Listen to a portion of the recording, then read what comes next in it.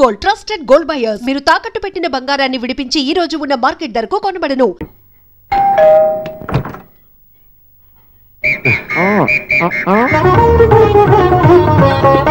ఏంటి తాంబూలం? దేనికి? మీకు కదలే, మాస్టర్ గారు. నాన్నగారు ఇంట్లో లేరా? ఎవరు? ఓ నమస్కారం మాస్టర్. నమస్కారం. అరే ఏంటిది? ఎవరు నువ్వు? నన్ను గుర్తుపట్టలేదా మాస్టారు? నేను సూర్యని. సూర్య? అదేనండి, 1990 సంవత్సరంలో పాలకొల్లో వివేకానంద స్కూల్లో మీరు టీచర్ గా పనిచేశారు కదా? చేశాను. అదే సంవత్సరం మీ దగ్గర నేను 10th క్లాస్ చదివాను, గుర్తుందా సార్? ముందు నువ్వు ఏం దగ్గర చదవలేదో గుర్తు తెచ్చుకో. రేయ్, ఆలు గుర్తున్నంత కాలం వాటిని దిద్దించిన మాస్టర్ని ఎవరు మర్చిపోర్రా? మరి నేను మర్చిపోయానే. నువ్వు గురుద్రోహివి, దేశద్రోహివి, నీకు నాకు తేడా లేదంటరా. అప్పట్లో నేను బాగా పూర్ స్టూడెంట్ మాస్టర్. మీరు ఒక దెబ్బ కూడా కొట్టకుండా ఓపిక్గా దారిలో పెట్టారు, అందుకే ఫస్ట్ క్లాస్ లో పాస్ అయ్యాను. ఓ పెద్ద కంపెనీలో జనరల్ మేనేజర్ అయ్యాను. ఇప్పుడు కూడా నన్ను గుర్తుపట్టలేదా మాస్టర్? అది ప్రతి సంవత్సరం ఎంతో మంది స్టూడెంట్స్ చదువుతుంటారు, పాస్ అయి వెళ్ళిపోతూ ఉంటారు. అందులో నిజమే, జైలుకి ఎంతో మంది ఖైదీలు వస్తుంటారో పోతుంటారో, అందులో ఎంతమందిని జైలు గుర్తుపెట్టుకుంటారో. అదే బుద్ధిగా బడిలో కూర్చొని చదువుకున్న వాడికి, బడెగ్గొట్టి బీడీలు తాగడం నేర్చుకున్న వాడికి ఉన్న తేడా. అందుకే తను జనరల్ మేనేజర్ గా ఎదిగినా కూడా నన్ను గుర్తు పెట్టుకుని వెతుకుంటూ వచ్చాడు.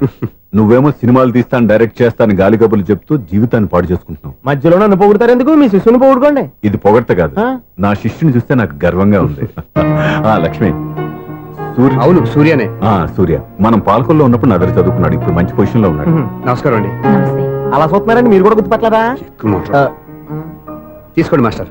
ఏంటిది? దేవుడి దగ్గరికి వెళ్ళేటప్పుడు, గురువు దగ్గరికి వెళ్ళేటప్పుడు ఒట్టి చేతులు తెల్లకూడదు అంటారు, అందుకే మా వాడు గట్టి చేతులతో వచ్చాడండి. తీసుకోండి మాస్టర్.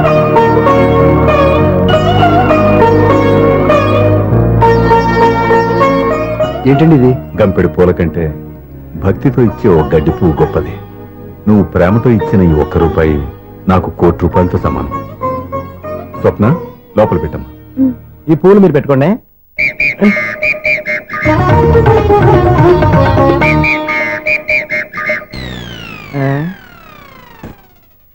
క్లీన్ బౌల్డ్ అంటే ప్లేయర్. ఏంట్రా ప్రతివాడు పెద్ద సచిన్ తెండూల్కరే. ఎన్నో ఏండ్లు గతించిపోయినవి. ఇదిగోనయ్యా బల్బు, ఇదన్నా కొంతకాలం ఉంచుతావా, రాత్రిగా పగల కొడతావా? అంత కరెక్ట్ గా ఎలా చెప్తారు సార్? రోజు ఉండే బ్రేకింగ్ ఇది. నేనేమన్నా కొత్త విషయం చెప్పానా? ఎలా చెప్పమంటారు సార్? మనుషులు 60 బతుకుతలేదు, ఏమన్నా అంటున్నా సార్? అక్కడ ఉన్నట్టుంటాను. ఏమంటావు? అదే ఎప్పుడు వెలుగుతో ఎప్పుడు మాడిపోతే ఎలా చెప్పగలను సార్? అందుకే కదా నేను నోరు తెరిచి ఆశ్చర్యపోయేది. సరే గాని రోజుకో బల్బు ఎందుకు బయటపోతుందంట? చెప్పాను కదా, ఎన్నిసార్లు చెప్పను. ఏంటి ఆ మాట ఇద్దరు చెప్పు. High voltage problem sir. ఆ మాట మెల్లగా కూడా చెప్పొచ్చాయా? హై వోల్టేజ్ అయితే ట్రాన్స్ఫార్మర్ పోవాలి, ఫ్యూజ్ పోవాలి, కానీ బల్బు ఎందుకు పోతుంది? అంటే కృష్ణాష్టమి రోజు ఉట్టి పగలు కొట్టినట్టు నేనే పగలు కొట్టేస్తున్నానంటారు. అది కదయ్యా, నువ్వు కాకపోతే ఇంకో పనికి బాలు ఎవరన్నా పగలు కొడతా. ఇది బాలండి. బాలు సరే, సౌండ్ లేకుండా వచ్చిందే. సౌండ్ చేస్తూ రావడానికి ఇదేనా అంబులెన్సా? అంతేరే, బాలుకు సౌండ్ ఎదుగుతుంది.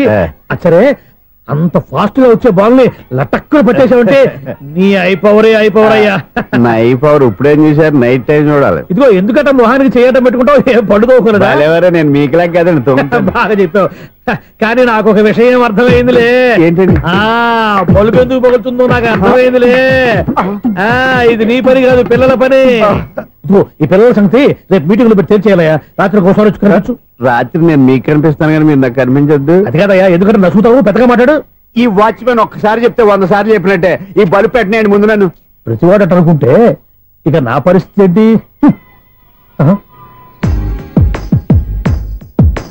కన్నుల భాషలు తెలియవులే, కన్నెల మనసులు ఎరుగములే. ఒకవైపు చూపి మరువైపు దాచగా అద్దాల మనసు కాదులే. చేతులు సంద్రాన్ని మూయలేవులే, ఇది అద్దాల మనసు కాదులే. చేతులు సంద్రాన్ని మూయలేవులే. గాలి వీచి ఆకురాలిన కొమ్మ గురుతులు చెరగవులే.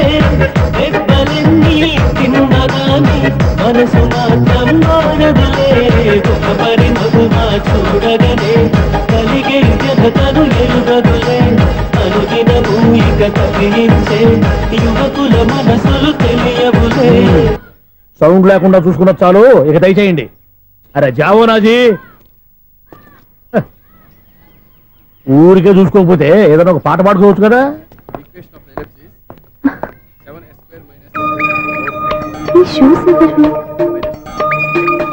-26y + 10 0. అరే ఈ ప్రాబ్లం సాల్వ్ చేయడం ఇంత ఈజీనా? మరేమనుకున్నావు? అక్కనే ఏ ప్రాబ్లం అడిగినా భయపెట్టి చంపేస్తుంది అంకుల్. అలా భయపడకూడదమ్మా. అర్థం చేసుకుంటే మ్యాథమెటిక్స్ అంత ఇంట్రెస్టింగ్ సబ్జెక్ట్ ఇంకోటి లేదు. మీకు మ్యాథమెటిక్స్ వచ్చా? వచ్చా, ఈ పుస్తకాలను రాసిన మన శిశిరా. నువ్వు ఫర్దర్ గా ఏం చదవాలనుకుంటున్నావు? ఇంజనీరింగ్. Very good. నేను కోచింగ్ ఇచ్చానంటే మెరిట్ గ్యారంటీ. నీకు ఎలాగైనా ఇంజనీరింగ్ సీట్ ఇప్పించే బాధ్యత నాది. ఏమైనా మాట్లాడతావా? నిన్నే అనుకుంటా. నన్ను కాదులే. నిన్నరా నేను రావడం హాఫ్ అన్ అవర్ లేట్ అయిందని ఎవరితో పడితే వాళ్ళతో మ్యాచ్ చూపించుకుంటావా? ఎవరో ఏంటమ్మా, నా దగ్గర చదువుకున్న నా స్టూడెంట్ నా కొడుకు నేర్పిస్తూ ఉంటే నాకెంత సంతోషంగా ఉందో తెలుసా? నేర్చుకున్నాడు. మధ్యలో నన్ను కమెంట్ చేయడం దానికి? అసరే నువ్వు వెళ్ళిన పని ఏమైంది? ఏం కాలేదు నాన్న. స్వప్న, ఈ కాఫీ తీసుకెళ్ళి వాళ్ళకి ఇవ్వమ్మా. ఇంకే మర్యాద లోటు లేకుండా జరుగుతుంది అనమాట. ఏమైందేంటి? అతను ఎవరో ఏంటో పూర్తిగా తెలుసుకోకుండా గడిపలోకి ఎందుకు రానివ్వాలి? ఎవరో ఏంటి, మీ నాన్నగారు స్టూడెంట్ అని చెప్పాడు కదా. మనిషి మంచివాడు, మర్యాదస్తుడు. పైగా మన కుటుంబం అంటే చాలు ఈ ఉపన్యాసాలు. వెళ్ళి కాఫీ సమర్పించుకో. నీకు ఈ మధ్య పిచ్చుకోపం ఎక్కువైంది. పిచ్చి నాకు కాదు, నీకు పట్టింది. అతని మంచి మర్యాద ఏంటో ఆ దొంగ చూపుల్లోనే తెలుస్తోంది. కాఫీ థ్యాంక్స్ అండి. తీసుకో బాబు. ఏంటంటే స్వప్న కోపం కాఫీ కన్నా వేడిగా ఉన్నట్టుంది? అది కోపం కాదు, జాబ్ కోసం ఇంటర్వ్యూకి వెళ్ళింది. రిజల్ట్ ఫేవర్ గా రాకపోయేసరికి అప్సెట్ అయింది. స్వప్న జాబ్ కోసం ట్రై చేస్తుందా? అంత రియాక్షన్ అవసరం? ఈ ఓవర్ యాక్షన్ ఆపు. ఓకే, అసలు ఈ విషయం నాకు ముందే చెప్పొచ్చుగా. మా సమస్యలు నీకెందుకు చెప్పటం అని? అదేంటి సార్, మీ సమస్యలు నా సమస్యలు కావా? నేను మాస్టర్ అనే గౌరవంతో మీకు ఎంత దగ్గర అవుదాం అనుకున్నా, మీరు మాత్రం నన్ను దూరంగానే ఉంటున్నారు. అచ్చి బాబు, సెంటిమెంట్ మీద ఎక్కువ వర్కౌట్ చేస్తున్నాడు.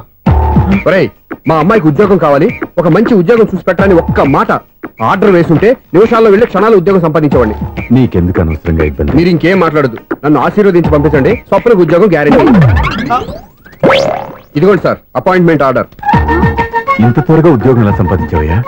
అది సాఫ్ట్వేర్ కంపెనీలో ప్రోగ్రామర్ గా నెలకు 5,000 జీతం. 5,000? సార్ చూసారా, మీరు ఒక కార్డు రేసారా లేదు, బాబాయ్ హోటల్ నుంచి ఇడ్లీ తెచ్చాను, ఈజీగా జాబ్ తెచ్చాడు. అదే ఎలా సంపాదించాడా అని. నా సర్కిల్ లో హైలీ ఇన్ఫ్లుయెన్స్డ్ ఫ్రెండ్స్ ఉన్నారు. అవునండి, నా అలాంటి వాళ్ళు చాలా మంది ఉన్నాం. ఈ శుభ సందర్భంలో నీ గురించి ఎందుకయ్యా? పోనీ అన్న విశాల సమయం కేటాయించండి నా కోసం. నువ్వు రా సార్. రేపు పొద్దున 9 గంటలకల్లా అపాయింట్మెంట్. నేను ఆఫీస్ దగ్గర వెయిట్ చేస్తుంటాను. స్వప్న అక్కడికి వచ్చేయమనండి, ఆఫీస్ లో జాయిన్ చేసి వెళ్ళిపోతాను. కాఫీ తాగి వెళ్తు గానీ. కాఫీ ఏంటండి, రేపు డైరెక్ట్ గా భోజనానికి వచ్చేస్తాను. చూసారా, కప్పుతో పోయిదాన్ని కంచం దాకా తెచ్చేసుకోవడం మావాడు. నువ్వు రారా.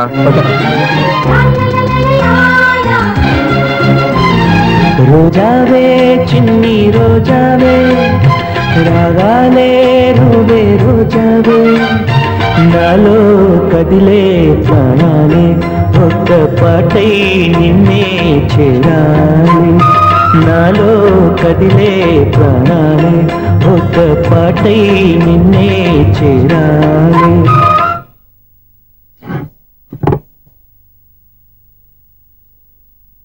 అన్నం పెట్టనా? రామ్మా కూర్చో. చాలమ్మా.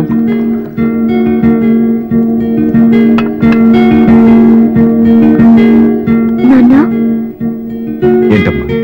నీతో ఒక విషయం చెప్పాలి. ఏమీ అనుకోరుగా? చెప్పమ్మా. ఈ జాబ్ చేయటం ఎందుకో నాకు ఇష్టం లేదు. అర్థమైందమ్మా, నీ అంతటా నువ్వే ఉద్యోగం సంపాదించుకోవాలని నీ ఆలోచన. నీ ఉద్దేశం మంచిదే కాదను, కానీ రేపు ఈ జాబ్ లో నువ్వు జాయిన్ అవుతున్నావు. నాన్నా, నేనెందుకు చెప్తున్నానో అర్థం చేసుకో. నా కూతురికి ఉద్యోగం కావాలని నేను అడగకుండానే అపాయింట్మెంట్ ఆర్డర్తో వచ్చాడు సూర్య.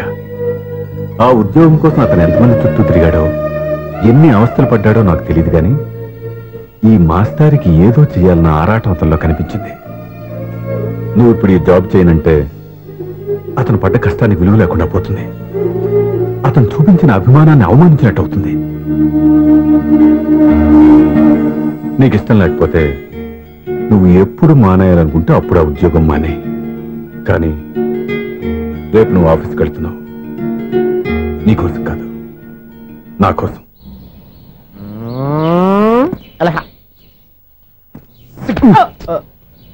టైం అయిపోతుంది, ఇంకా మీ మిస్సం రాలేదటి. టైం ఉంది, ఇంకా 3 నిమిషాలు ఉంది. 3 రోజులు వెయిట్ చేసిన వస్తుందని నమ్మకం నాకు లేదు. నాకు నమ్మకం ఉంది స్వామి. నీకు ఓపెనింగ్ నుంచి నమ్మకం ఉంది, నాకు శుభంగా అడ్డాక నమ్మకం లేదు స్వామి. శుభమాని అమ్మాయికి ఉద్యోగం ఇప్పిస్తుంటే రాదు, నమ్మకం లేదంటావు. అపశకునాల పక్షి. ఏయ్, ఈ టైటిల్ చాలా బాగుంది. అపశకునాల పక్షి, కింద క్యాప్షన్ రెక్కలేవు. ఎలాగుంది? వచ్చేసింది. అయ్యి బాబోయ్, ఈడేంటి రాజధాని ఎక్స్ప్రెస్ కంటే ఫాస్ట్ వెళ్ళిపోయాడు. రండి రండి, ఇప్పటిదాకా మీ గురించి ఫిలిం బాక్స్ కోసం వెయిట్ చేస్తున్నాం. వస్తారని నేను, రారని ఆడు. పెద్ద మినీ పేటింగ్ అయిపోయింది అనుకోండి. నేను రానని ఎందుకు అనుకున్నారు? వచ్చేదాకా వస్తారని తెలియక. Good morning Swapna. Good morning. నేను చెప్పాను ఈవిడి గురించే. Good morning. నేను ఈ కంపెనీ రీజనల్ మేనేజర్ని. సార్, మీరు బయటకు వచ్చి రిసీవ్ చేసుకోవడం ఏంటి? మా నోడు తలుచుకుంటే మీకోసం సీఎం కూడా ఇక్కడ తెచ్చేస్తాడు, సెక్యూరిటీ లేకపోతే. కొంచెం ఓవర్ అయినట్టుంది. ఈ సీన్ కంత అవసరమా? మీరు రండి. Okay sir.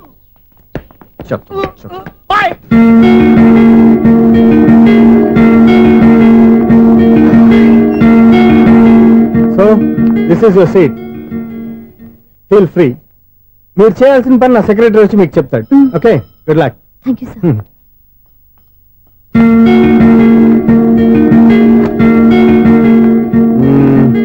రూమ్ చాలా చిన్నదిగా ఉంది కదా, చేంజ్ చేసేద్దామా?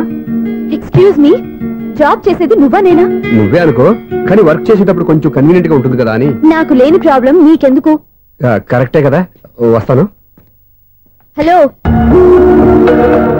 ఫ్రాంక్ గా చెప్పాలంటే ఈ జాబ్ చేయడం నాకు ఇష్టం లేదు. కానీ మా నాన్నగారికి తోకలవ్వే శిష్యుడిగా నువ్వు ఒకటివి దొరికావు. ప్రపంచంలో నాకు గొప్ప శిష్యుడు దొరికాడని ఆయనేమో ఒప్పిపోతున్నారు. జాబ్ చేయాలని ఆయన పట్టుబడితే విధి లేక విరక్తితో నేను ఇక్కడి దాకా వచ్చాను. నువ్వు ఇక్కడికి వచ్చి ఇది చేంజ్ చేసి అది చేంజ్ చేస్తే నా మనసు చేంజ్ అవుతుంది అనుకోవద్దు.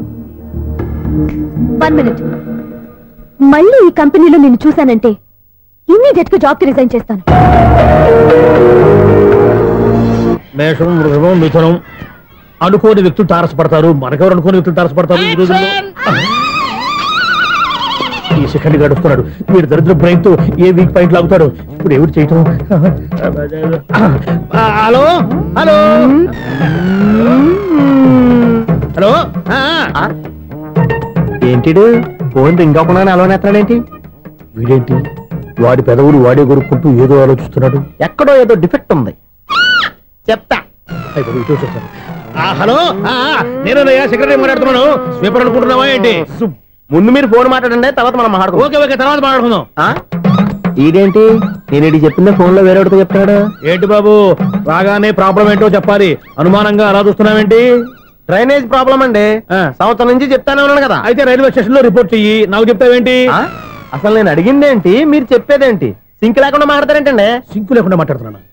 ట్రైన్ గురించి కదా నువ్వు అడిగావు. అదిగో మళ్ళీ నేను డ్రైనేజ్ అంటుంటే మీరు ట్రైన్ అంటారేంటండి? డ్రైనేజీయా? ఎక్కడో లిప్పులిప్పు తెలిపోయింది. నువ్వు మాట్లాడింది నాకు అర్థం కాలేదనుకుంటున్నావా? నేనే కామెడీగా ఉంటుందని కొంచెం కామెడీ చేశారంతే. ఇదేంటి నేను మాట్లాడుతుంటే ఫోన్ ఒక్క చూస్తున్నావేంటి? హలో, నేను ఇక్కడ మాట్లాడుతుంటే నా ఫేస్ చూడకుండా ఫోన్ ఒక్క చూస్తావేంటి? ఫోన్ రింగ్ అవుతుంది అక్కడ. ఇదిగో నాకు వినపడలేదు అనుకున్నావా? నిన్ను పంపించిన తర్వాత ఫ్రీగా మాట్లాడుకుందామని. అది నువ్వు వెళ్ళు, ప్లంబర్ వస్తాడు. Bye. Hello, secretary of Vinayaka apartments speaking. నాకు గుండు సూది కింద పడ్డా వినిపిస్తుంది తెలుసా?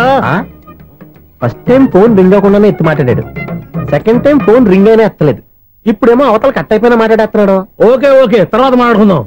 వీడేంటి మళ్ళీ ఆడిలో కొనుక్కుంటున్నాడు? వీడి దెబ్బకు చెవులే కాదు ప్రాణాలు కూడా పోయేటట్టున్నాయి. ఏంటయ్యా నన్ను డిస్టర్బ్ చేయొద్దని ఎన్నిసార్లు చెప్పినా వినిపించుకోవే? నీకేమైనా చూడా? ఫోన్ రింగ్ అవుతుంది. ఫోన్ రింగ్ అవుతుందా? మాకు వినిపించట్లేదు అనుకుంటున్నావా? మాకు వినిపిస్తుంది, నువ్వే చెప్పక్కర్లేదు. హలో, ఎవరిది? ఇదిగో మీరు ఎవరైనా సరే ఇప్పుడు మీతో మాట్లాడే తీరిక నాకు లేదండి. ఫోన్ పెట్టేసేయండి. నువ్వు ఇంకా ఇక్కడే ఉన్నావేమయ్యా, వెళ్ళు.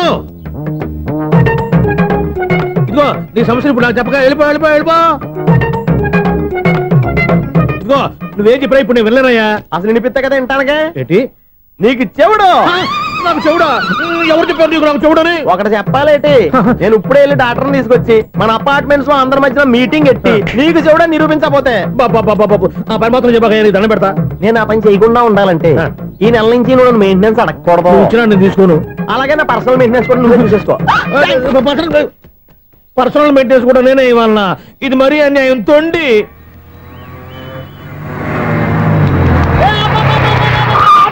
కండక్టర్ లాగా అరిపోయింట్రా. నేనేమన్నా డ్రైవర్ అనుకున్నావా? ఒకసారి అలా చూడా. స్వప్నం తప్ప నీకు ఈ ప్రపంచంలో ఎవరా అనరా? ఆ సైడ్కి చూడు. వాడెవడో అమ్మాయి సైడ్ కొడుతున్నారా? నువ్వు స్ట్రైట్ గా ఇలా అని కొట్టే. వాడేం చేశాడు? ఆడు కాదు, నాలో ఉన్న డైరెక్టర్ చేస్తాడు. స్వప్నాల ఫ్యామిలీకి ప్రేమ అంటే సిరాకు. ఇప్పుడు నువ్వు స్ట్రైట్ గా వెళ్ళాడు 4 బీకి ప్రేమకు వ్యతిరేకంగా భారీ డైలాగులు చెప్పావనుకో, వెంటనే స్వప్నం నేను చూసి నువ్వు కూడా తంట అయిపోయాని ఫీల్ అయిపోద్ది. ఆ ఫీల్ నేను గోల్ వైపు నడిపిస్తుంది. అన్న స్పెట్స్ అడితే మాస్, అన్న సీన్ ఎత్తే మాస్, అన్న వాచ్ అడితే మాస్, అన్న డైరీ అయిపోయినా మాసేనా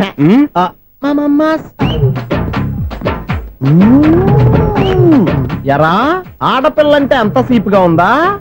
ఒంటరిగా బస్ స్టాప్ లో కనపడితే సైడ్ కొట్టేస్తావా? ఒరే ఇంకొక్కసారి నిన్ను బస్ స్టాప్ లో చూసాననుకో బట్టలతో సహా సీరేస్తాను రే. ఆయన ఎందుకు కొడుతున్నారు? నువ్వు ధైర్యంగా ఉండమ్మా, నీకు నేనున్నాను. నువ్వు నాకెందుకు ఏడవడానికి? ఆయన వదలండి. అదేంటమ్మా సైడ్ కొట్టి వాళ్ళందరినీ క్షమించేస్తున్నావా? సైడ్ కొట్టడం ఏంటి? మా ఇద్దరికి నిశ్చితార్థం అయిపోయింది. నిశ్చితార్థం అయిపోయిందా? అంటే ఎంగేజ్మెంట్ అయిపోయి కూడా కక్కుర్తి పడుతున్నారా? Wish you happy married life. ఈ వెధవేషాలన్నీ అమ్మాయిని బుట్లో వేయడానికేగా. ఈ విషయం మీకు ఎలా తెలుసండి? ఇలాంటి బేవస్ డైరెక్షన్ చేసావంటే చెప్పుతో కొడతా. పెద్ద 420 కేసుల్లో ఉన్నారు, జాగ్రత్తగా ఉండండి. అజ్జి బాబోయ్, ఇదేవత్తరా బాబా డైరెక్టర్ లా ఉంది.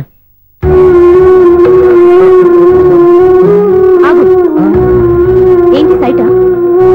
లవ్వా? ట్రాప్ చేయాలని ప్లానా? నువ్వు చాలా ఓవర్ చేస్తున్నావని నాకు ఓపెనింగ్ నుంచి బాగా తెలుసు. మా నాన్నగారి దగ్గర నువ్వు చదువుకున్నావు అని చెప్పిన ఆ ఇయర్ లోనే మా అక్క కూడా చదువుకుంది. నువ్వు ఆ ఇయర్ లో చదవలేదని నాకు క్లియర్ గా తెలుసు. ఎందుకంటే మా అక్క క్లాస్మేట్స్ అందరూ నాకు బాగా తెలుసు. అయినా నేను బయటపడలేదు. ఎందుకో తెలుసా? తన దగ్గర చదువుకునే స్టూడెంట్ మంచి పొజిషన్ లోకి వచ్చాడని మా నాన్నగారు చాలా సంతోషపడ్డారు. మా అక్క ఇల్లు వదిలి వెళ్ళాక ఫస్ట్ టైం ఆ రోజు ఆయన ఫేస్ లో ఆనందం చూశాను. ఆ ఆనందం అలాగే ఉండాలని నువ్వు ఎన్ని డ్రామాలు ఆడుతున్నా భరిస్తూ నిన్నే గమనిస్తూ వచ్చాను. నాకు జాబ్ ఇప్పించావు. మా బ్రదర్ కి ఇంజనీరింగ్ సీట్ కోసం ట్రై చేశావు. మా ఫ్యామిలీ కోసం చాలా కష్టపడుతున్నాడనే ఇంప్రెషన్, ఇమేజ్, సింపతి సంపాదిస్తే నీ ప్రేమలో పడి తడిసి ముద్దైపోతాననుకున్నావా? నెవర్. నువ్వు ఎన్ని పాచికలు విసిరినా నేను నిన్ను ప్రేమించను. నిన్నే కాదు, ఎవరి మీద నాకు ప్రేమ పుట్టదు. ఇక నేను ఆడిన డ్రామాలు చాలు, ఆపే.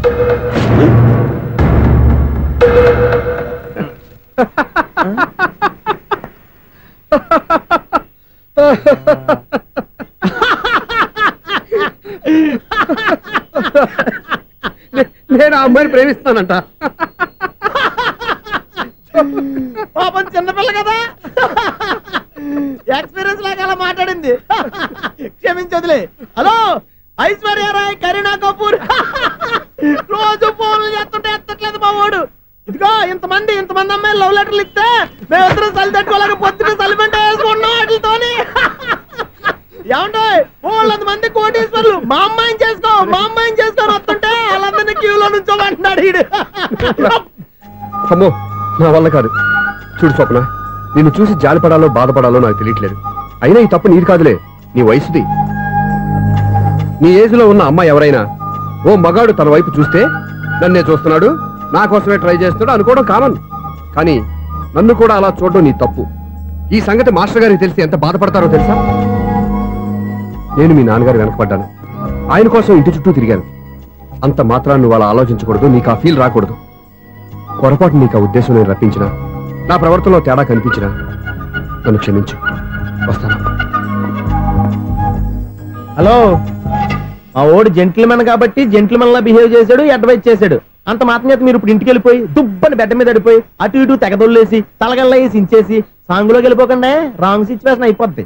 హ్యాపీగా ఇంటికి వెళ్ళి అన్ని మర్చిపోయి హాయిగా నిద్రపోండి. Good night. జట్ట అలా అవుట్.